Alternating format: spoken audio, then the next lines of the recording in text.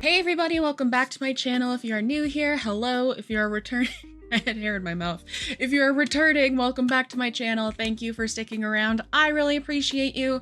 So, elephant in the room, I got my hair colored. Also, elephant in the room, I gained a lot of new subscribers over the last week or so, ever since I posted my being a bad mom for views video, because that video did way better than I expected it. I don't know, the algorithm must have liked me or something, but a lot of people were commenting on my hair color and I was like, I'm getting it colored. Ooh, my lights just changed.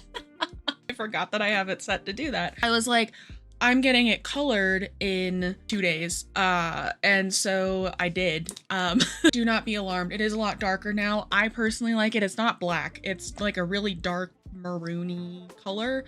And it'll fade into the red that we all know and love. So yeah, I like it as it is now. I like it when it fades all as well. Today's video, we are going to be talking about, it's going to be a follow-up to the video that I just did on Glitter and Lasers and her Strongman arc, strong woman arc. I was watching a Shakara transformation video on this. She had, Glitter and Lasers Anna had a flare up of her chronic illnesses, and Shakara Transformations did a video just talking about those posts and things, and I realized that in my video about Anna and her strongman arc, I never touched on the fact that Anna has chronic illnesses, okay? And then she had her flare up and I commented on Shakara's video, but I was like, I need to do a video on this because I have chronic illness and I lift, and I've had to learn a lot about lifting with a chronic illness and stuff like that. And so I just have a lot of thoughts as to how Anna is at least portraying this journey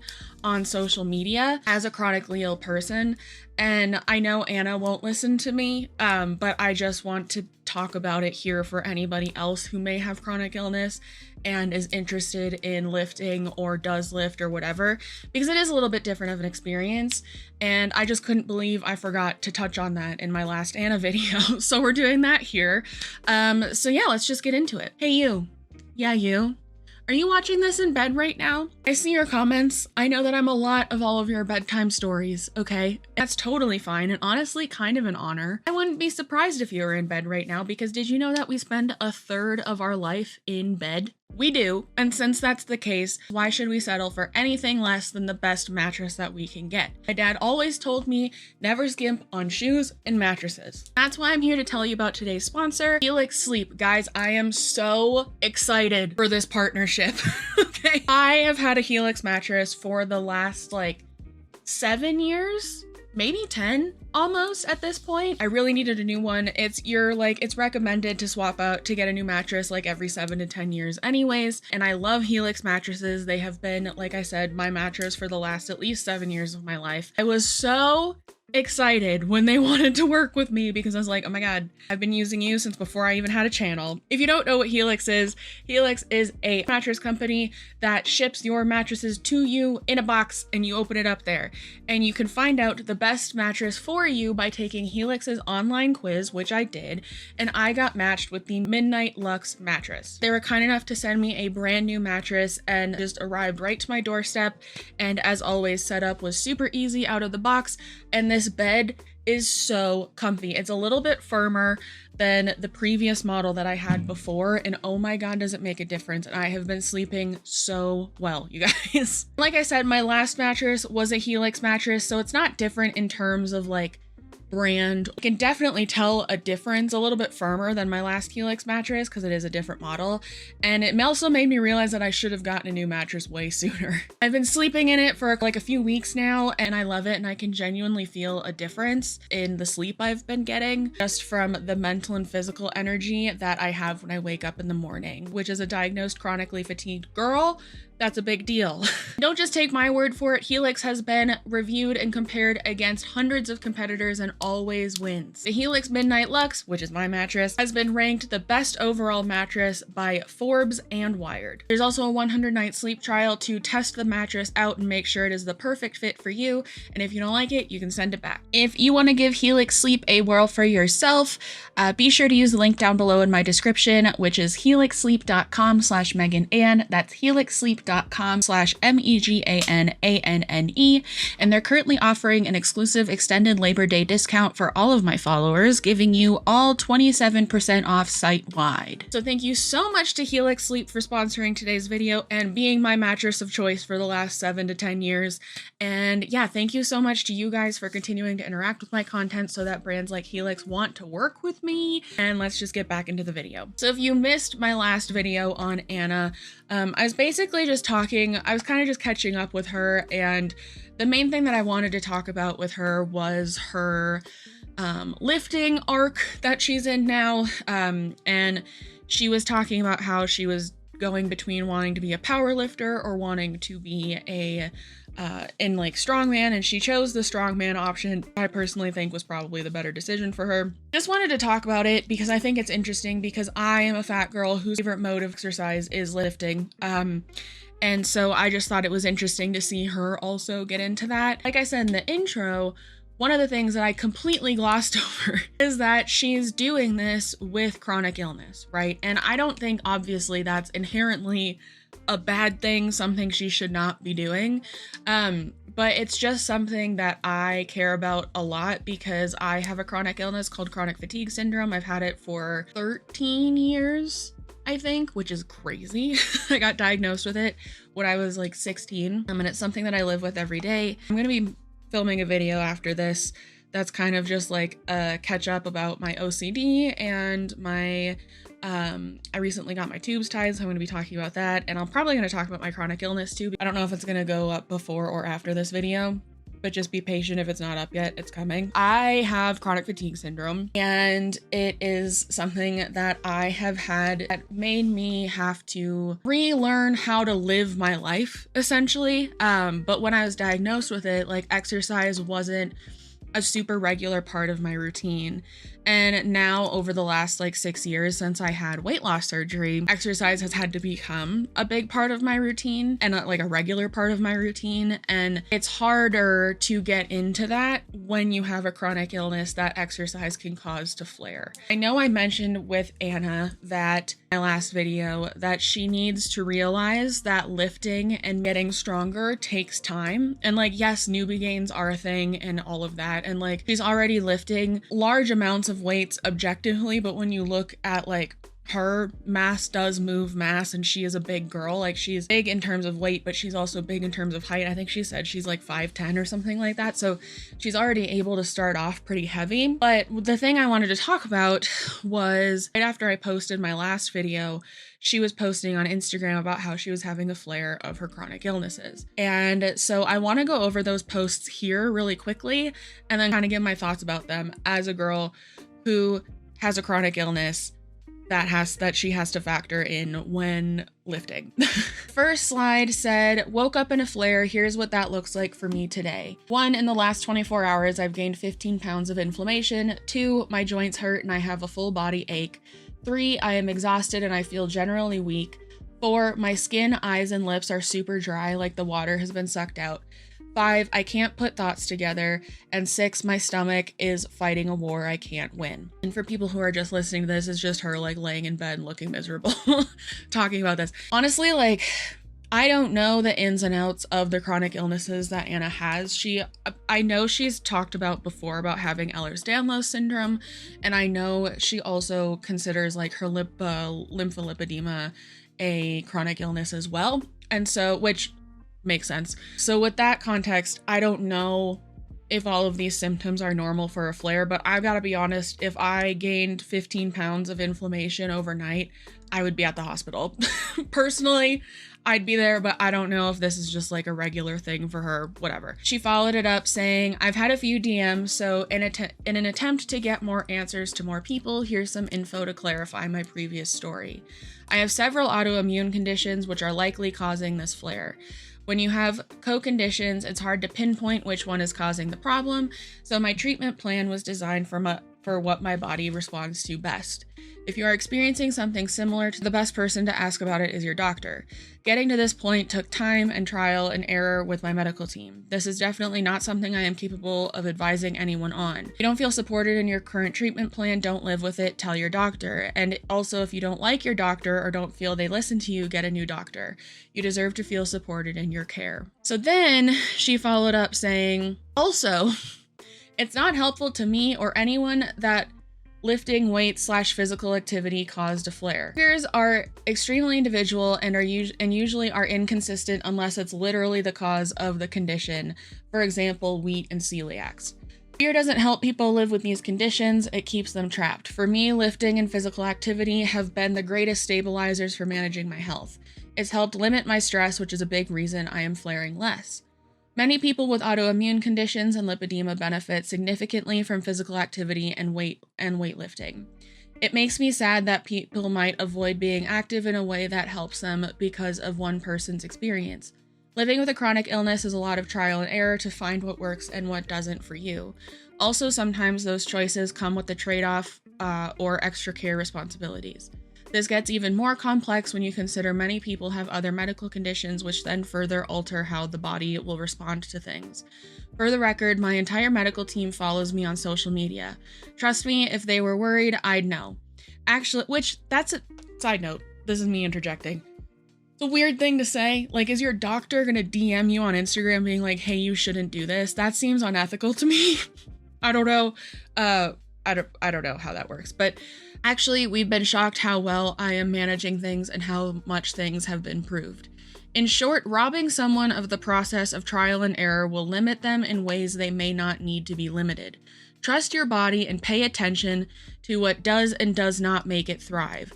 You are worth the work required to live your life as fully as you are worth the work required to live your life as fully a life as possible. Okay. That's what she posted on Instagram regarding her flares and her lifting and her chronic illness and stuff like that. And so I just need to talk about this, like I said, as someone who has been going through the trial and error process for the last 6 or 7 years of knowing that I have a chronic illness while trying to implement some sort of exercise regularly into my life. I've talked about this in regards to Anna before and all of her chronic illnesses that she talks about having. When I was talking about her podcast about invisible illnesses. And I'm not doubting that Anna has any of these. That's not where I'm coming from with this at all. I don't like Anna as a creator, and she's very disingenuous about a lot of things and she lies about a lot of things. But this is one thing that I just do not feel comfortable saying she's lying about, because I know how frustrating and quite frankly traumatic it is to have people doubt something that affects your day-to-day life so much. And I know how frustrating and traumatic it is to experience that also because you are a fat woman. So I'm not here to say Anna does not have or does or doesn't have these chronic illnesses, right?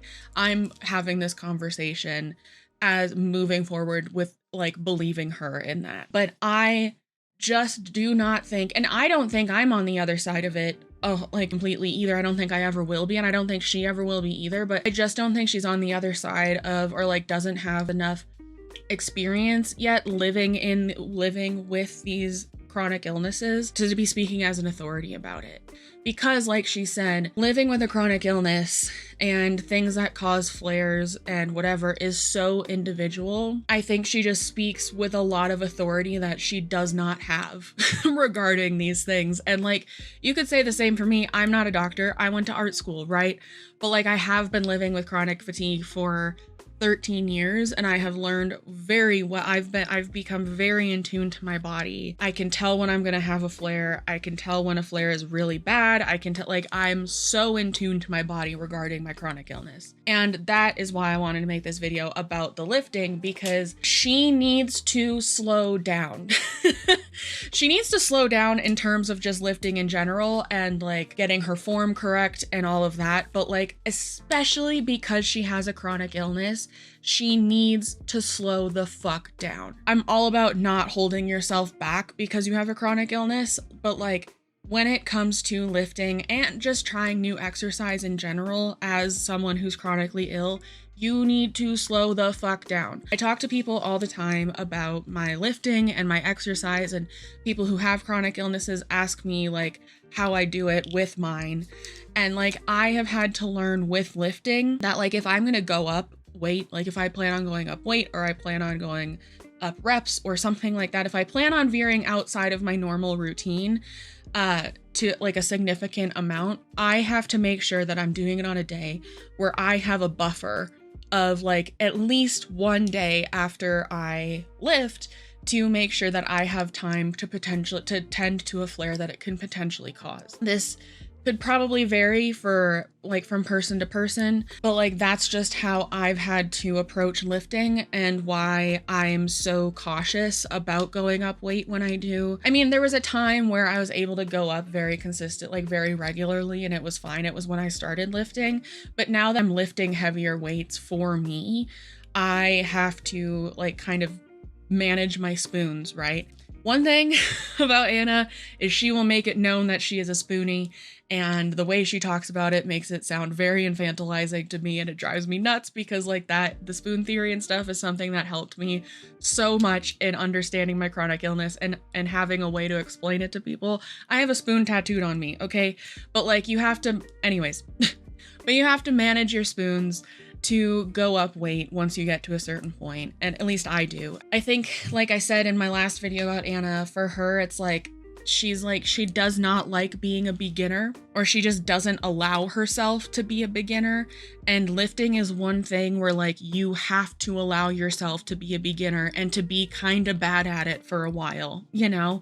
Just because she can lift these crazy amounts of weights does not mean that she's not still a beginner, and that scares me just on its own. But knowing that she has chronic illnesses, especially if she has Ehlers-Danlos syndrome, that is so incredibly dangerous. If you don't know what Ehlers-Danlos syndrome, it is a chronic illness that affects like the joints and tissues in your body, and it makes you super hypermobile, like your joints really hypermobile. And I've seen a lot of people call into question who have Ehlers-Danlos syndrome, whether or not Anna should be lifting this heavy at all. When you like research it and stuff, reputable medical places will tell you like you can lift, you can do that with EDS, but you have to be very cautious and you have to make very intentional modifications and you have to take it very slow. But I've also seen people who say like, I've tried lifting and I just can't do it because like my knee pops out of place or like my shoulder pops out, you know what I mean? And like that's a common thing with EDS is like your joints just dislocate. I was evaluated for EDS when I was going through the diagnostic process for my chronic fatigue. My flares honestly sound kind of similar to what Anna's sounds like. I don't have the like joint hypermobility and stuff, and I definitely don't gain water retention. I do poof up a little bit. Admittedly, I do poof up, but it's not anything crazy. The best way I can explain it is like I feel like I did a full body workout, but I will not have I will not have gone to the gym. I'll feel like I'm recovering from that for at least like 2 or 3 days if it's really bad. And my brain fog gets really bad too. Like I just had to take some time off of work last week because I could not really form a sentence that well, let alone like work, right? It can be really frustrating, but I've just learned to live with it. But like I said, when I go up weight or reps or something like that, when I'm lifting, I have to take into consideration, do I have tomorrow, potentially the day after tomorrow, to recover from this if it causes a flare? And I worry that Anna's moving too fast with this, like she is everything else. Like when she was running, she immediately needed to run a 5K, even though the people at like the run lab or whatever she was going to were telling her she needed to learn to walk before she could run. As far as I know, she did not do that, right? And I saw on Reddit that she has a lifting account now called Viking Princess Lifts, which I don't know where she's getting the Viking thing from, but okay. Someone commented saying it would be awesome if they started a strong woman competition. Love this, heart, heart, heart.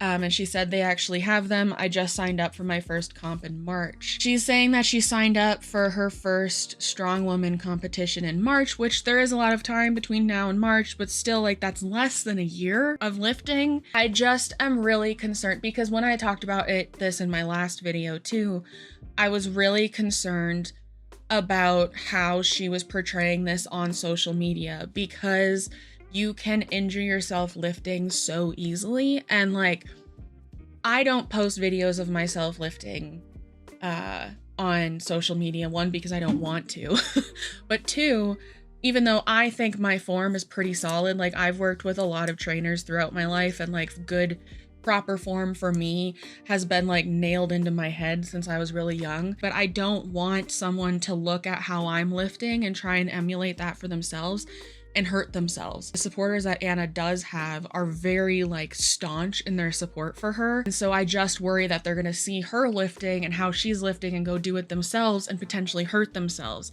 And along that same vein, I worry that people who have chronic illnesses that could potentially be impacted by weightlifting. They're going to be like, oh, if Anna can lift, then I can lift too. And I'm not saying don't try it. Okay. That's not what I'm saying here. I'm just saying we, as people who have chronic illnesses, who get flares that could potentially knock us out for days, weeks, months at a time, like we have to be mindful of that when we start a new form of exercise, especially when it's something like lifting that is kind of hard on your joints and definitely hard on your muscles. That's the whole point. But if you focus on form and you focus on taking it slow and doing it very intentionally, you're probably going to be fine. I have been fine, but I do have to take into consideration, do I have time around today that I'm lifting to tend to a flare? And if I don't, then I don't go up, or sometimes I don't go to the gym at all. I'll choose like going for a walk or something like that over going to lift if I'm feeling like, not like I'm in a full flare, but like a flare could be on its way, you know? And so to like try and not have that happen, because it does knock me out and I can't work, and I can't function how I want to, then I will go do some other form of exercise that's much lighter intensity. And so I just really, really, really am worried about Anna showing herself doing this. Do I think it is cool that she has chronic illnesses and she's doing this and she's being super vocal about it? Yes. But the way Anna functions with new exercise, I'm just so worried that she's going to be irresponsible about how she portrays it. I think, speaking as the authority that she does on her chronic illnesses, she needs to be very mindful about how she portrays this lifting journey as well. I don't know. I don't know if this video made sense. I hope it does. I didn't have a script for it again. I've just been like talking off the top of my dome here, but like, lifting, exercising as someone with a chronic illness is like a very important topic to me, and I'd love to talk about it more. I don't really know how I would, but I would if you wanted me to.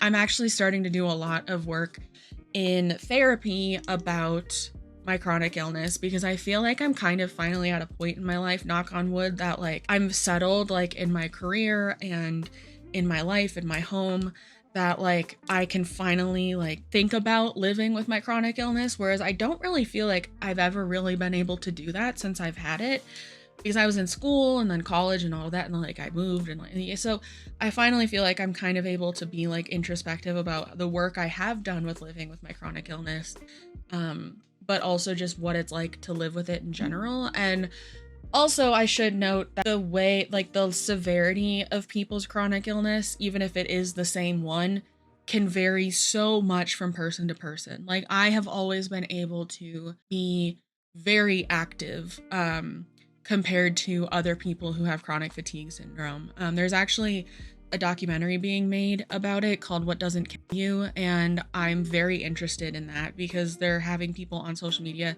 share their own stories with chronic fatigue syndrome, and I watch some of their stories and I'm like, wow, mine could have been a lot worse. Does mine affect me every day? Yes. Does it knock me out for periods of at a time? Yes. But like some people like cannot function and at all. And I'm so grateful that I can be. And so when I talk about Anna's Ehlers-Danlos potentially and whatever else she has, like, I'm not saying that she shouldn't be doing these things or whatever, because I recognize that people can have it at different severities. But because she doesn't talk openly about the autoimmune disorders or chronic illnesses that she has, except for the lymphopelvemia, whatever, I think she either has to open up more about those and her journey with lifting, or she just has to take extreme caution when talking about lifting as someone with a chronic illness, because I'm afraid that she could hurt people with this. And I think it could be very, very irresponsible depending on how she decides to go about it. But yeah, I hope that this made sense. I hope I can mishmash it into something that makes sense. But it's just a point that I did not make in my last video that I felt like I should, and so I just wanted to make a follow-up video here. So yeah, thank you so much for watching. Leave a birthday cake emoji, because it's my birthday time, roughly. So whatever, I don't know when you're seeing this, but it's roughly my birthday time. So yeah, that's all I have to say. Thank you so much for watching. Thank you so much to Helix for sponsoring today's video. I still can't believe that happened. I was very excited about that. And yeah, remember to be kind to yourself, be kind to others, drink your water, take your meds if you need them, and I will see you in the next one. Okay, bye.